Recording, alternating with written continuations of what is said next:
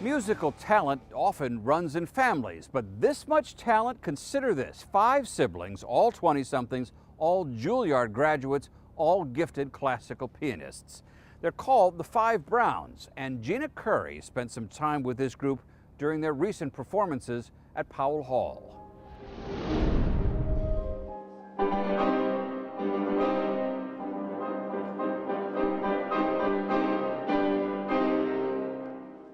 They've toured the world a few times already, and the youngest is only 23. Melody, Gregory, Deondra, Desirae, and Ryan, a one-of-a-kind classical sensation. We've lived like a whole lifetime in a period of 5 years, and it's been so much fun. They grew up in a close Mormon household in Utah. Each started taking piano lessons at age 3. As they grew, piano competitions and long daily practices made homeschooling a better choice. Ryan is the youngest Brown. I wanted to do what they were doing. They were playing the piano, so I kind of wanted to do it as well. And, sometimes I get picked on here and there, like Gregory or Only something. when you deserve it. Yeah, that's kind of true, though. Hey, no, it's not. I would do the whole fake crying thing sometimes. But, when you were a kid? You always get mom bought that all the time. I don't know why. It's like, he's not really crying. You know he's not crying, right? At college time, each of the Browns made it into Juilliard on their own merits. There's never been so many siblings accepted at the prestigious school, and all of them attended at the same time. Since then, armed with 5 Steinways, the Browns have been on a mission to broaden the appeal of classical music. They're about to record their 4th CD, and they recently published a book about their life with music. Music goes straight to the core of each one of us, and we have an extreme passion for it. To tap into a new audience, the Browns wear tennis shoes and such, no tuxedos, and they share a lot with their audience during the concerts. Actually, the word tarantella actually comes from the word tarantula.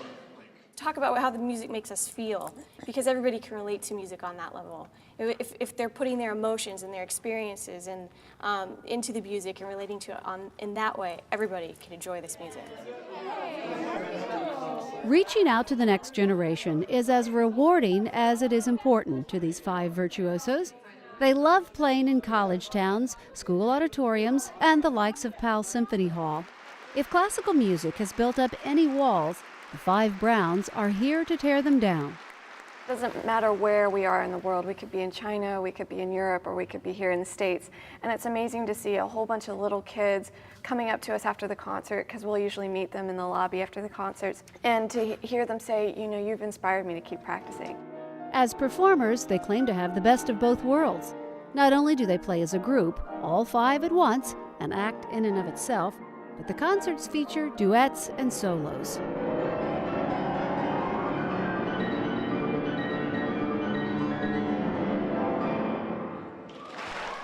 The Browns say typical sibling rivalry and competition never made it into their music. And now that they're famous, nothing has changed.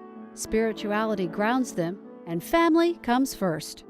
Religious convictions, kind of bind us together as a family, even more so than the music. Those shared values and what we want out of life. We realize, as great as this performing is and as satisfying as it is, it might not go on forever, but the things that do last forever are our relationships.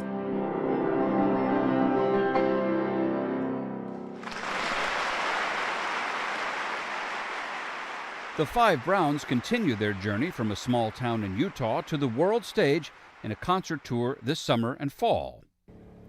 Once a year, an inner-city school housed inside the St. Louis Juvenile Detention Facility becomes the site of a poetry festival. Dance, poetry, and hip-hop converge at Griscom School in a program by Prison Performing Arts. Because the budding poets are minors, we can't identify them, but as Suzanne Vanderhoff learned, these students found that poetry can change lives. I wear a mask to make you see and think that I'm fine. I say no words, but you should know that I'm lying. No tears on my face, but inside I'm crying. I wear a mask to hide my thoughts and clear your mind. Sean and many of the other students here at Grissom School have spent a lifetime masking their emotions and putting up barriers to keep the world at arm's length. But that may be changing because of an innovative arts program that encourages self-expression through the power of poetry. Many of the youth here, almost all of them, have something really important to say. And this is really a venue where they can share their story. Like, we've been writing poems, and like some people write raps, and we just write life stories about what we've been through, you know. We basically just been learning a lot from the experience that we've been having. The program is called the Hip Hop Poetry Project. It's a joint venture between the Juvenile Detention Center and a nonprofit group called Prison Performing Arts. At its core, it's a literacy program. We want to teach the kids some writing skills while they're here, and that's the writing workshops drive everything else. We have 8 different artists who come in and work with the kids on the different programs, and we have 4 components of hip hop. We have the writing, also have music, we have design, and we have dance. And then they'll work with a performance teacher to get that poem up on their feet, because at the end of the week they'll have an opportunity to perform in front of a live audience that includes their families, most importantly their families. Walking down this hallway, it looks like any other school, but the students at this facility are here because they're all accused of committing a crime. The hope is that programs like this one will help give them the tools to help turn their lives around. This piece is about swagger. If you feel something, please write about how you do your thing, how you present yourself, how you exude your confidence. You're supposed to feel the beat, get into it.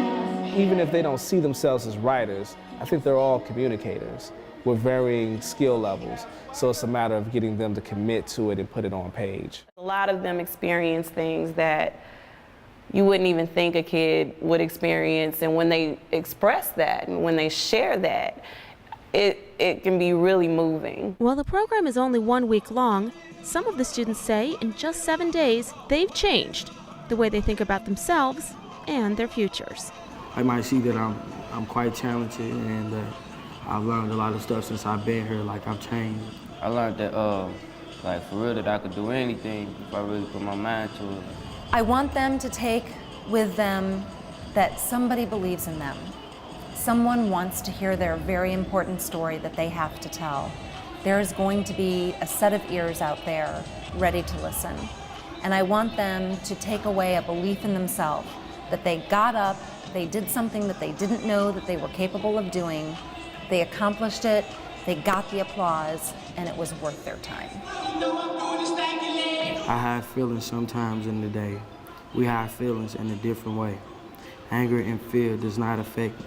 You can tell when you see that I am the mask of me.